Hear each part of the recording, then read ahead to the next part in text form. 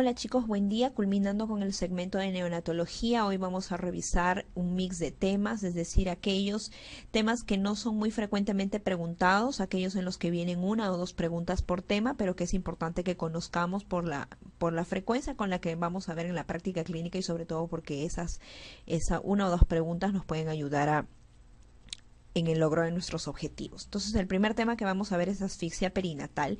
Y cuando hablamos de asfixia, la definimos como una falla en el intercambio gaseoso que va a conducir a tres situaciones, cuyo diagnóstico va a ser laboratorial, es decir, a través de un análisis de gases arteriales, ¿ok?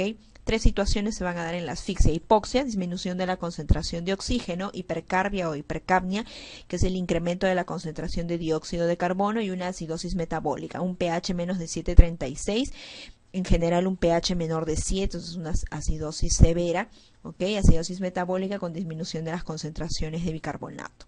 ¿Ok? Entonces, eso es asfixia. ¿Ok? Cuando les hablan de asfixia, entonces falla en el intercambio gaseoso que me va a conducir a esas tres situaciones: disminución de la concentración de oxígeno, aumento del CO2 y acidosis metabólica, ¿no? Todo ello porque no hay un intercambio gaseoso adecuado. Entonces, solo con esta definición podemos responder esta pregunta que vino en el ENAM. La asfixia perinatal se caracteriza ¿por qué? Ustedes tienen que buscar en las alternativas esas tres cosas que hemos conversado: hipoxia, hipercapnia y acidosis, ¿no? Sí, bueno, si les ponen acidosis metabólica, será acidosis metabólica, ¿ok? Pero en general, más que definir acidosis metabólica o respiratoria, es el acidosis, ¿ok? Bien, entonces la asfixia perinatal, ¿ok?, es una situación que tiene la posibilidad de causar daño neurológico. Y por favor, quítense de la cabeza eso. Ya, asfixia es igual a Apgar al minuto de 0 o de 1 o de 2, ¿ok? Eso no es asfixia. O sea, asfixia, para hablar de asfixia perinatal, no solo nos basamos en el criterio del Apgar, ¿ok? Son 4 criterios que se tienen que cumplir. Y los tenemos aquí. Una acidemia mixta o metabólica profunda. O sea, acidemia mixta puede ser respiratoria y metabólica, o simplemente puede ser acidemia metabólica, ¿ok?, profunda, es decir, un pH menos de 7 tomando un AGA de arteria umbilical, ¿ok? Ese es un criterio. Otro criterio obviamente es el Apgar de 0 a 3 por más de 5 minutos. O sea, porque miren, si un pequeño tiene un Apgar de 1, pongámosle, 1 al minuto, pero a los 5 minutos tiene un Apgar de 7, 8 o 9, no vamos a hablar de asfixia. A eso voy, ¿ok? Quítense el concepto de asfixia igual a Apgar bajo al minuto o a los 5 minutos, ¿ok?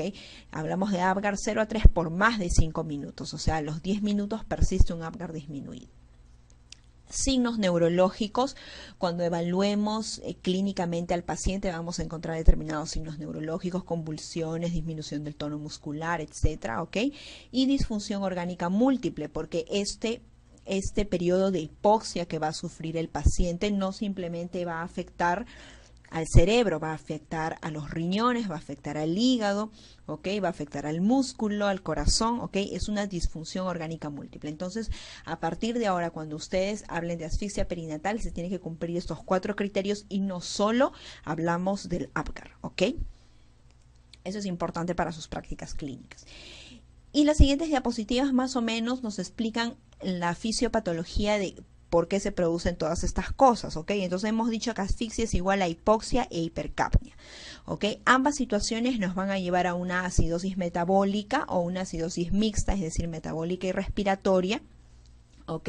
Las cuales a su vez van a producir aumento del flujo sanguíneo a los órganos nobles, ¿ok? Va a haber una redistribución del flujo sanguíneo, se va a mantener una perfusión adecuada a determinados órganos como son cerebro, arterias coronarias y las glándulas suprarrenales, a las adrenales, ¿ok? Y el resto del organismo se va a sacrificar, ¿ok? Va a haber una vasoconstricción para el resto de órganos, lo cual va a llevar a una situación de hipoxia, hipercapnia y finalmente isquemia en piel y músculos, en tubo digestivo y en riñones, ¿ok? Ahora, esa vasoconstricción también se va a dar lugar, se va a producir a nivel pulmonar precapilar, llevándonos a un síndrome de hipertensión pulmonar con shunts de derecha e izquierda que a su vez van a contribuir a la hipoxia y a todo este círculo vicioso, ¿ok? Además, la hipoxia e hipercapnia, consecuencia de la asfixia, van a producir vasodilatación cerebral, sobre todo la hipercapnia, el incremento de las concentraciones de CO2 producen vasodilatación cerebral que como consecuencia va a llevar a una hipertensión intracraniana, ¿ok?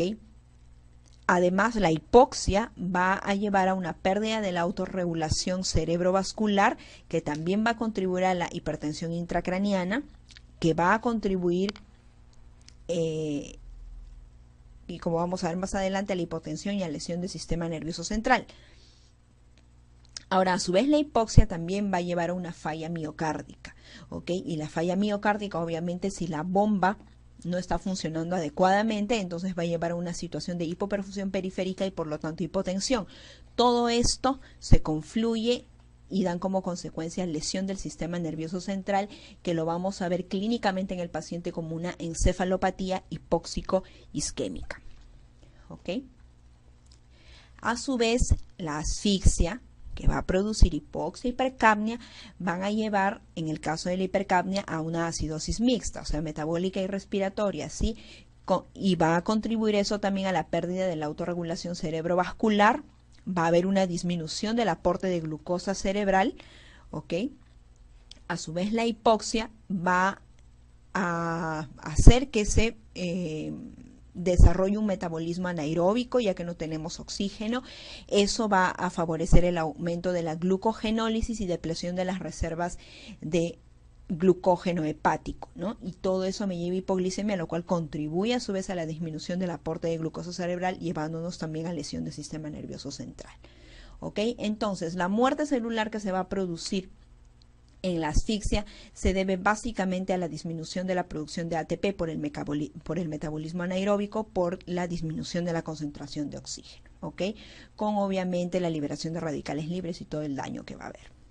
Entonces, como vemos, la injuria cerebral se va a producir básicamente por la hipoxia, que va a llevar a una isquemia, y también cuando se vuelve a reperfundir, o sea, cuando esa situación de hipoxia, ¿no?, de hipoperfusión se corrige, la reperfusión en sí también va a contribuir a la injuria cerebral, ¿ok? O sea, por los dos lados el pobre bebé está fregado, ¿no? Bueno, entonces, ¿cómo hacemos el diagnóstico de asfixia? El diagnóstico de asfixia se puede hacer preparto, durante el parto y posparto, ¿ok? El diagnóstico preparto, ¿cómo nosotros podemos ir previniendo que este bebé puede hacer asfixia? ¿Ok? Determinar los factores de riesgo, sobre todo va a haber factores de riesgo materno-fetales cuando hacemos el perfil biofísico, ¿no? Un test estresante no reactivo, por la frecuencia cardíaca fetal, por una ecografía Doppler, ¿ok? Durante el parto, a través de los latidos cardíacos fetales, del pH fetal, ¿ok? Si es que tomamos la muestra, ¿no?, de cordón, y en posparto el diagnóstico lo podemos hacer y hemos visto, ¿no? El Apgar es un criterio, el pH es otro criterio, la clínica, las manifestaciones neurológicas a través de la encefalopatía y la disfunción múltiple, que ya lo hemos visto, ¿ok? Entonces, ¿qué factores de riesgo? Lo más importante para ustedes, sobre todo los chicos que van a hacer, en general, para los que van a hacer su internado y para los que van a hacer su serum, es la prevención. Como ven, en neonatología, como hemos visto en todas nuestras clases, lo más importante es prevenir, es anticiparnos. En el caso de los chicos que van a hacer el serum, para poder referir a tiempo, y en el caso de los que van a hacer el internado, pues para avisar rápidamente a sus residentes, a sus asistentes, para tomar las medidas correctivas. Entonces, dentro de los factores de riesgo vamos a tener factores maternos, fetales, ¿ok? Dentro de los maternos, una mala historia clínica, ausencia de controles prenatales, ¿ok? Determinadas enfermedades, hipertensión inducida por el embarazo, ¿ok? Infecciones, el uso de drogas también va a ser importante, factores uteroplacentarios, anormalidades uterinas, anormalidades placentarias, ¿no? El desprendimiento prematuro de placenta, la placenta previa, problemas de cordón, el prolapso, ¿ok? Las distocias funiculares en general. Factores de riesgo del parto, partos prolongados, ¿no?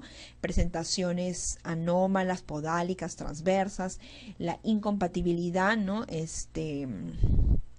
Incompatibilidad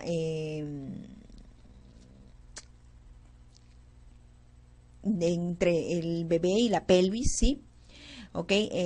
La estimulación, la instrumentación del bebé, la cesárea de por sí es un factor de riesgo, la presencia de RPM, ¿ok? Y dentro de los factores de riesgo fetales, que este sea un prematuro, que sea un posmaduro, o sea, los extremos, que sea un retardo de crecimiento intrauterino, que sea un macrosómico, que sean partos gemelares, infecciones, ¿ok? Básicamente coriamnionitis, malformaciones y eritroblastosis fetal, ¿ok? Entonces, todos estos factores de riesgo debemos tenerlo en la cabeza para poder estar alertas y prevenir periodos de asfixia. ¿Ok? Entonces el cuadro clínico hemos dicho es una disfunción, no es solo cerebral, ¿ok? No solo pensemos en asfixia y encefalopatía, no. Es una disfunción orgánica múltiple, afecta a todos estos sistemas, sistema nervioso central, pulmones, hemos visto, ¿no? Una hipertensión pulmonar, tubo digestivo, es factor de riesgo para enterocolitis necrotizante, recuerdan, renal, ¿no? Afecta riñones por la vasoconstricción renal, afecta el metabolismo, ¿no? Y predispone hipoglicemia. Afecta al hígado con elevación de las transaminasas, el sistema hematológico, plaquetopenia, en fin, el sistema cardiovascular y finalmente puede llevar a la muerte del paciente. ¿Ok? Entonces, ¿qué se ha visto? ¿En qué momento se produce la injuria? Hemos visto que el diagnóstico puede ser preparto, durante el parto y posparto. ¿Dónde es generalmente, dónde se produce más la injuria? Se ha visto que anteparto es un 20%, intraparto 35%, intraparto y anteparto 35% y postnatal 10%. O sea, el diagnóstico postnatal, o sea, básicamente un bebé comienza con este periodo de hipoxia, ¿ok? Intraútero y durante el parto, ¿ok? No es tanto posparto, sino intraútero y durante el parto. Por eso es importante conocer los factores de riesgo prenatales que nos pueden contribuir a esta asfixia y los perinatales, ¿no? Durante el parto. Entonces, cuando hablamos de encefalopatía hipóxico-isquémica, tenemos que hablar de la clasificación de Sarnat, donde como ven ahí los estadios, básicamente es la parte neurológica y en general el examen físico que tenemos que hacer al bebé que nos va a determinar qué grado de encefalopatía tiene, ¿no? Entonces, el nivel de conciencia es importante, es algo que tienen que evaluar ustedes, el tono muscular, los reflejos osteotendinosos, los reflejos del recién nacido, sí, que ya hemos hablado cuando vimos atención inmediata, las pupilas, cómo están, ¿no? El diámetro pupilar, cómo está la respiración, la frecuencia cardíaca, la presencia o no de convulsiones, cómo está el electroencefalograma, ¿ok? Y la duración de las convulsiones, ¿ok? Entonces, básicamente ustedes deben recordar que si es que por ahí les preguntan, ¿no? Recién nacidos, se les dan todo el cuadro clínico de una asfixia o todos los criterios de una asfixia. Le dicen que presenta convulsiones, ¿no? En las primeras 24 horas o en las 48 horas del evento. ¿En qué clasificación de Sarnat están? Tenemos Sarnat 1, Sarnat 2, Sarnat 3. Entonces, la presencia de convulsiones ya nos indican que estamos frente a una encefalopatía hipóxico-isquémica Sarnat 2 o moderada. ¿Ok? Entonces, eso es lo que más les pueden preguntar, porque obviamente no se van a aprender todo esto, ¿no? Pero eso es una pregunta que puede venir. Bueno, y como vemos aquí, los estadios del Sarnat, ¿no? El estadio 1 leve, básicamente el bebé va a estar hiperalerta, muy reactivo al estímulo, muy irritable, pero no va a haber presencia de convulsiones. En el estadio 2, más bien el estado de conciencia está un poco disminuido, el bebé está letárgico, poco reactivo, pero sí hay convulsiones. Por eso les digo, ¿no? La presencia de convulsiones es un Sarnat 2.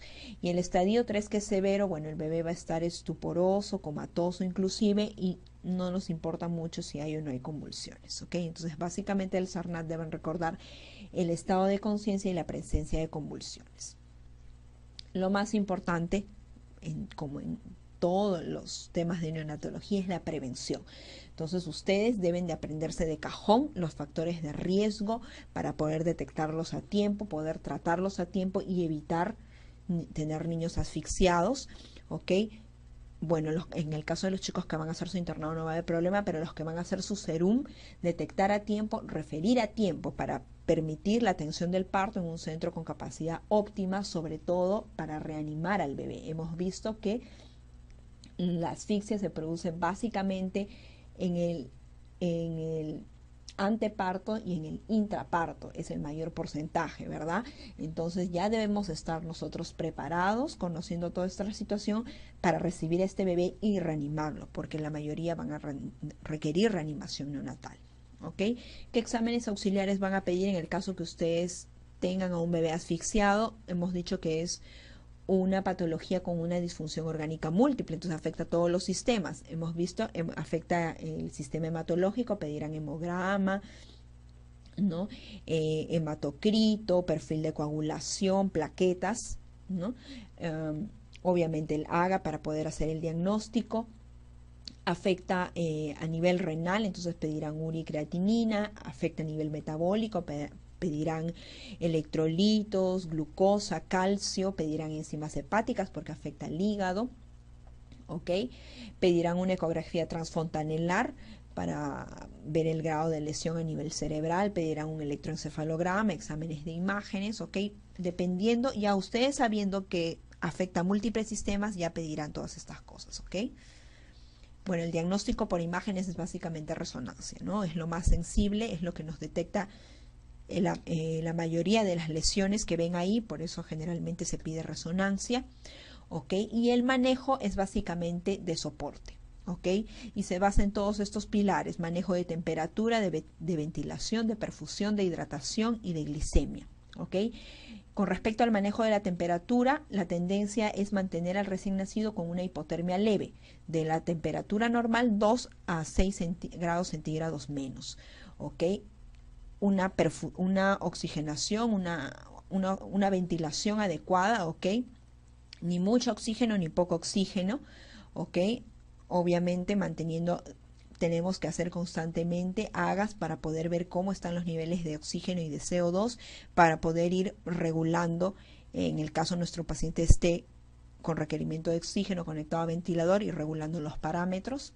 Una perfusión adecuada, ¿ok? Para evitar ya de por sí más hipoperfusión, más isquemia, ¿ok? Hidratación, ojo, la hidratación es importante porque por ahí hay alguna pregunta en el ENAM sobre restricción hídrica, qué patologías requieren restricción hídrica, y la asfixia perinatal es una de ellas, ¿ok? El volumen de líquidos que debe recibir el bebé debe ser de 50 a 60 cc kilo día, a diferencia de un bebé a término que puede recibir de 70 a 80, o de un bebé pretérmino que recibe más, 80-90, ¿ok? Entonces va a haber una cierta restricción hídrica en esta patología, hay que reemplazar las pérdidas, obviamente un balance hidroelectrolítico estricto, monitorizar la diuresis a través de sonda, y la cual debe ser más de 1 cc kilo por hora, ¿ok?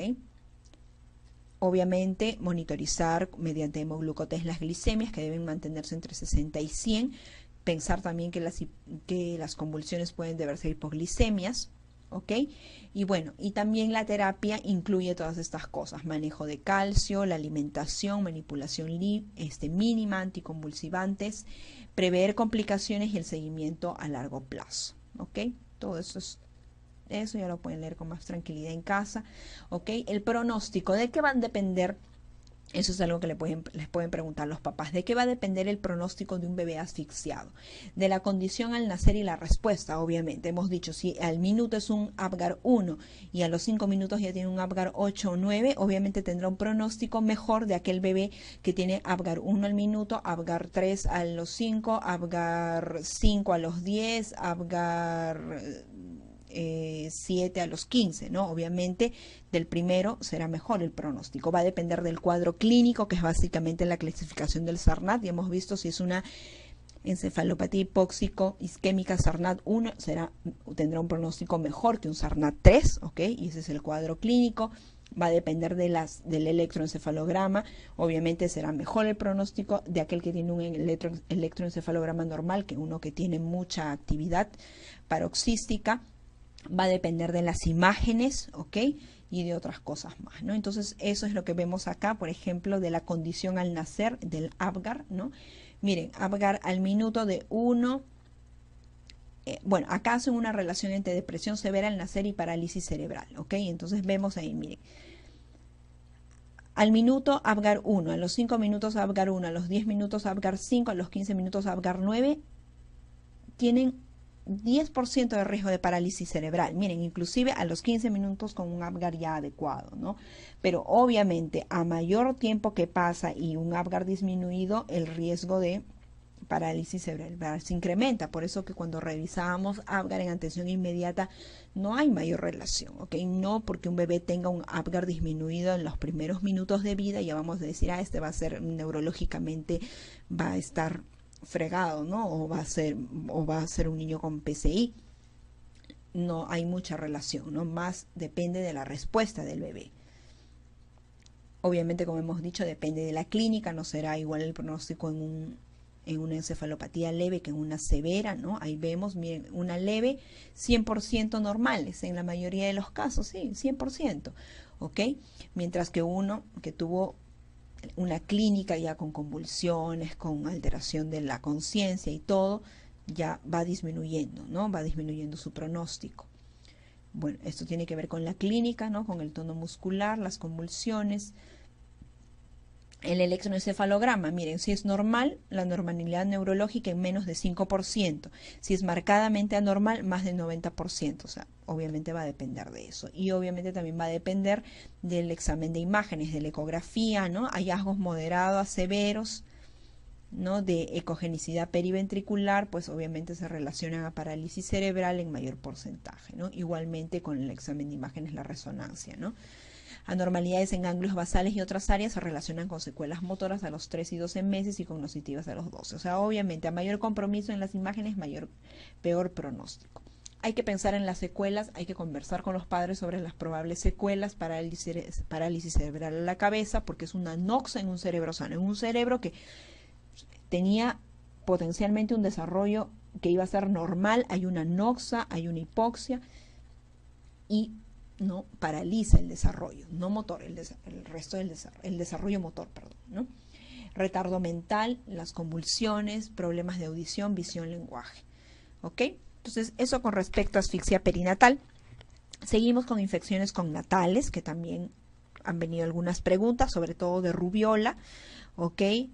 Recordar que el hombre es el único reservorio y por lo tanto la única fuente de infección.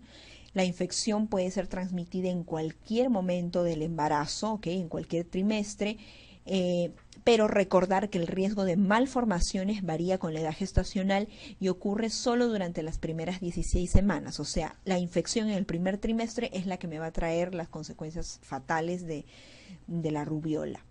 ¿Ok? La severidad de la infección fetal y el número de sistemas comprometidos es mayor cuanto más precoz. ¿Ok? Eso es lo que deben de recordar. Infección de la madre en el primer trimestre, ahí es donde debo esperar todas las complicaciones de la rubiola congénita. ¿Ok?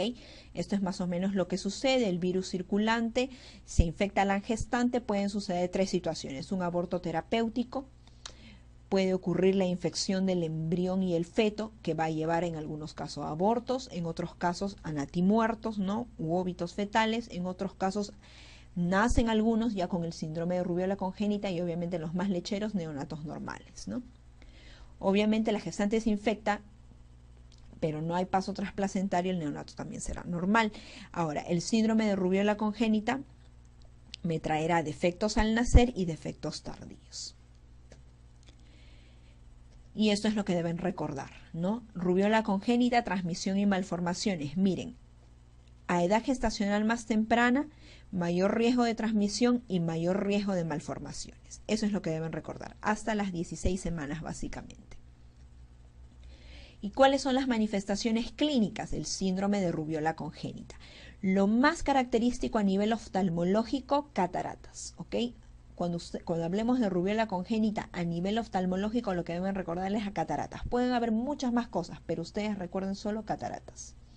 A nivel cardíaco, ¿qué es lo que deben recordar? 2 cosas. PCA, que es lo mismo que ductus persistente, ¿ok? Y estenosis de la arteria pulmonar. Son las 2 cosas únicas que deben recordar. Rubiola, ¿con qué manifestaciones cardíacas me da? PCA o ductus persistente. PCA es persistencia del conducto arterioso, que es lo mismo que ductus persistente, ¿ok? Y estenosis de la arteria pulmonar. A nivel auditivo, sordera o hipoacusia neurosensorial, ¿ok? Y a nivel neurológico, microcefalia. Eso es lo que deben recordar y esa es la famosa tetrada de Greg, ¿no? Cataratas, ductus persistente o estenosis de la arteria pulmonar, hipoacusia neurosensorial o sordera y microcefalia. ¿Ok? Bien, el diagnóstico, bueno, el diagnóstico clínico es difícil, se confirma con el diagnóstico virológico, cultivos celulares, ¿no? El diagnóstico de laboratorio materno se hace con IgM en muestra tardía, ¿ok? Que va a ser positiva al 100% al quinto día después del exantema, pero básicamente lo que debemos de determinar es la seroconversión a IgG en la madre. Y al recién nacido le tenemos que hacer IgM y determinación seriada de IgG. ¿Ok? Bien, bueno, el diagnóstico diferencial con una rubiola postnatal, o sea que el bebé se haya contagiado posteriormente, ¿no? Hay que hacer el diagnóstico diferencial con otros virus exantemáticos, ¿sí? Y de la rubiola congénita con todas las causas del TORCH, ¿ok? No hay tratamiento específico. La prevención, vacunación, ¿no? Dentro de nuestro calendario de vacunación está rubiola. A las gestantes sería bueno determinar el estado inmunitario. Y a las mujeres seronegativas, lo que debemos de recomendar es vacunación en el periodo que no están embarazadas, ¿no? Y obviamente tampoco en el posparto inmediato. Y en este caso, evitar el embarazo en los 3 meses siguientes de la vacunación. Entonces, con eso podemos responder estas preguntas. Dicen, en la evaluación a un recién nacido se encuentra anomalías cardíacas y catarata. Bueno, hasta ahí puede ser cualquier cosa. Pero miren el antecedente que nos dan. La madre presentó exantema en cara y tórax durante la 4ª semana de gestación. Enfermedades exantemáticas en la madre también pueden ser muchas, pero si la madre presentó una enfermedad exantemática que al bebé le ha producido, porque obviamente si nos dan ese antecedente es porque hay relación entre las dos cosas. Entonces, si la mamá presentó una reacción exantemática durante la gestación, durante el primer trimestre, 4ª semana, y el bebé como consecuencia al nacer tiene anomalías cardíacas y cataratas, ¿se acuerdan la tetrada? Cataratas, anomalías cardíacas, que es PCA, básicamente a la cabeza, sordera y microcefalia. ¿Cuál es la probable enfermedad que sufrió la madre durante su embarazo? Esto es una rubiola, y el bebé lo que está teniendo es un síndrome de rubiola congénita. ¿Ok? Otra. En un hijo de madre con rubiola, ¿cuál es la cardiopatía más frecuente? Y la más frecuente hemos dicho que es el PCA o persistencia del conducto arterioso. ¿Ok? Otra connatal que nos han preguntado es la sífilis congénita. Ya ustedes han revisado, creo, en infectología sífilis. Aquí vamos a orientarnos hacia diagnóstico y tratamiento de sífilis congénita. ¿Cómo hacemos el diagnóstico de sífilis congénita? Primero debemos tener el antecedente de madre con diagnóstico de sífilis que no recibió tratamiento o que recibió un tratamiento incompleto, que son menos de 3 dosis o la última dosis dentro de las 4 semanas previas al parto, o que la pareja sexual no esté tratada y puede condicionar a reinfecciones en la mamá. Ese es un criterio. O el otro criterio es una madre con estado serológico para sífilis desconocida, ¿ok? Y con un RPR para sífilis reactivo, ¿ok? O sea, una que nos llega sin diagnóstico, ¿ok?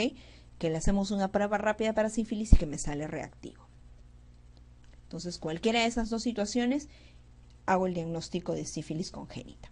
¿Okay? Y el tratamiento son 4 escenarios según la guía del Ministerio de Salud, pero básicamente los que preguntan son los 2 escenarios primeros. ¿Okay? El escenario 1 son aquellos lactantes o aquellos recién nacidos con diagnóstico de sífilis comprobado o muy probable y que tengan un examen físico anormal compatible con sífilis congénita, que tengan un título serológico cuantitativo no treponémico 4 veces más que la madre, que tengan su test de anticuerpos IgM o examen de campo oscuro de fluidos corporales positivos, y en estos bebés hay que descartar un neurosífilis a través de una punción lumbar y evaluación del líquido cefalorraquídeo. ¿Ok? Efectivamente, ¿qué es lo que se recomienda a estos niños? Análisis de líquido cefalorraquídeo, parásito bioquímico y BDRL en líquido cefalorraquídeo, un hemograma, recuento de plaquetas, radiografía de huesos largos y bueno, y si hay sintomatología respiratoria, radiografía de tórax. ¿Cómo tratamos a estos pequeños? Penicilina G sódica, 50.000 unidades por kilo. O sea, si el bebé nos nació con 3 kilos, le daré 150.000 unidades endovenoso cada 12 horas, mientras tenga 7 días, menos de 7 días. A partir del 7.º día, le daré cada 8 horas hasta completar un total de 10 días de tratamiento. O sea, recibirá 7, 8, 3 días cada 8 horas, ¿sí? Y el escenario 2 es el recién nacido lactante con diagnóstico de neurosífilis comprobado o muy probable, ¿ok? Es decir, aquel al que ya le hice la PL y me salió positivo para sífilis. Y aparte este bebé tiene un examen físico anormal y evaluaciones de laboratorio realizadas en el escenario 1 compatibles con sífilis, título serológico cuantitativo no treponémico 4 veces más que la madre, y un líquido cefalorraquídeo compatible con una neurosífilis, es decir, más de 25 leucocitos por milímetro cúbico, proteínas más de 100 y un BDRL reactivo en líquido cefalorraquídeo. Entonces aquí el diagnóstico ya no es solo sífilis congénita, sino también es neurosífilis. Entonces, ¿aquí en qué varía? Porque es importante, no voy a tratar igual a una neurosífilis que a una sífilis congénita sin afectación del sistema nervioso central, ¿ok? Mientras la dosis en el otro lado era 50.000, en un bebé con diagnóstico confirmado de neurosífilis por PL, el tratamiento sigue siendo con penicilina G sódica, pero es a 150.000 unidades. Si el bebé me pesa 3 kilos, será 450.000 unidades endovenoso cada 12 horas mientras tenga menos de 7 días. A partir del día 7 hasta que cumpla los 14 días, será cada 8 horas. ¿Ven? Es diferente la dosis y es diferente el tiempo de tratamiento. Por ello, todo recién nacido que llegue a sus manos con diagnóstico de sífilis congénita, ya sea por el antecedente materno, porque se hayan hecho las pruebas al bebé, deben descartar ustedes una neurosífilis mediante una PL. ¿Por qué? Porque va a ser diferente, ¿no? En caso no lo tengan, la dosis es diferente, 50.000, y la duración del tratamiento es diferente, es 10 días, mientras que si la tiene, la dosis es 150.000 y es 14 días, ¿ok? Después no varía, menos de 7 días es cada 12 horas, 7 días a más, cada 8 horas, ¿ok? Bueno, entonces acá tenemos, el bebé puede presentar manifestaciones clínicas precoces, la sífilis congénita precoz antes de los 2 años de vida, ¿ok? Pueden hacer un cuadro sistémico fulminante o pueden presentarse como, bueno, tener antecedente de RCIU, pero cuando nace ser un pequeño para la edad gestacional, ¿ok? Pueden presentar anemia hemolítica, pueden tener manifestaciones cutáneas como el pénfigo palmoplantar, fisuras radiadas periorificiales o lesiones cutáneo-mucosas conocidas como sifilides. Puede haber placas mucosas, rinorrea persistente, hepatoesplenomegalia, ¿ok? Una pseudoparálisis de Parrot, pancreatitis, nefritis, coriorretinitis, glaucoma uveitis, periostitis, osteocondritis o compromiso del sistema nervioso central y respiratorio, ¿ok? Entonces todo eso deben de ver en el bebé, ¿no? Y ahí tenemos algunas imágenes de las manifestaciones: el pénfigo palmoplantar, las lesiones mucocutáneas, lesiones osteoarticulares, el exantema maculopapular y un eritema descamativo perioral. Más adelante pueden tener manifestaciones, la sífilis tardía después de los 2 años, lesiones gomosas o esclerosis, la frente olímpica, mandíbula curva, arco palatino elevado, la triada de Hutchinson, que son los dientes de Hutchinson, la queratitis intersticial y la lesión del octavo par, que me va a producir sordera laberíntica, nariz en silla de montar, tibia en sable y afectación neurológica, ¿no? Tabes dorsal, paresias, convulsiones, ¿no? Pero eso ya es un diagnóstico tardío. Y ahí están, ¿no? Los dientes de Hutchinson, la queratitis intersticial, la nariz en silla de montar y las tibias en sable. Eso ya lo han visto en infectología, por eso no ahondamos mucho. Entonces, con lo que hemos hablado podemos responder esta pregunta. Una mujer con BDRL positivo a 32 diluciones recibió tratamiento completo para LUES 15 días antes del parto. O sea, no está protegida, ¿verdad? O sea, el bebé tiene diagnóstico de sífilis congénita. Tienen un recién nacido con BDRL positivo a 16 diluciones en sangre, ok, es menor que la mamá. Bueno, acá es BDRL, ok, no es BDPL. Y acá lo más importante de todo este caso clínico es que tiene BDRL positivo en líquido cefalorraquídeo. Basta que tenga BDRL positivo en líquido cefalorraquídeo, el diagnóstico es una neurosífilis. Está asintomático, pero tiene una neurosífilis. Tiene hemograma, radiografía de huesos largos normales, perfecto, aún no hay manifestaciones, pero tiene neurosífilis. Entonces, ¿cuál es el manejo del recién nacido? El manejo es el escenario 2, ¿no? Siempre es penicilina G sódica para cualquier escenario, pero la dosis me cambia. Bueno, en el examen de salud lo ponen a 100.000, ¿ok? Probablemente el de salud 2002 fue anterior, o sea, la norma técnica es del 2008. Probablemente antes era otra dosis, entonces por eso que acá la respuesta es 100.000, pero acá debería ser la respuesta actualmente, tratar al recién nacido con penicilina G sódica a 150.000 unidades por kilo dosis, ¿ok? Por 14 días, ¿ok? Esa debe ser la respuesta aquí. Hepatitis B es otra infección congnatal que también han preguntado. Y esta diapositiva es suficiente porque también la han visto ustedes en infectología. ¿Cómo es el manejo de la gestante con hepatitis B crónica en relación con el recién nacido? Deben recordar ustedes, ya lo han visto, que la mayoría de casos de niños con infección perinatal ocurre durante o después de la labor de parto. ¿Okay? La infección intrauterina es inusual, ¿okay? Generalmente es durante el parto o después, ¿okay? Básicamente con las secreciones maternas, ¿sí? Entonces, ¿cuál debe ser el manejo del RN? La inmunización activa y pasiva al RN. Ese es el manejo de un recién nacido con madre con antecedente de hepatitis B, ¿ok? Inmunización activa y pasiva es la medida más importante para evitar la transmisión perinatal. No tiene por qué nacer este bebé por cesárea, no es la indicación, ¿ok? Ni tampoco se le debe suspender la leche materna, ¿ok? Puede nacer por vía vaginal, puede tomar su leche, ¿ok? Entonces, la inmunización activa, ¿en qué va a consistir? Vacunar al recién nacido contra la hepatitis B como se vacuna a todos los recién nacidos, ¿ok? Y la diferencia de este bebé con los demás va a ser la inmunización pasiva. ¿Qué le damos a este bebé? Administrar una dosis que es 100 unidades, que equivale a 0,5 mililitros de inmunoglobulina específica intramuscular. Eso es lo que deben de recordar ante un recién nacido con madre con hepatitis B. Y con eso responden esta pregunta. ¿Se tiene un recién nacido con madre con virus de hepatitis B positivo sin tratamiento? ¿Cuál sería la conducta a seguir?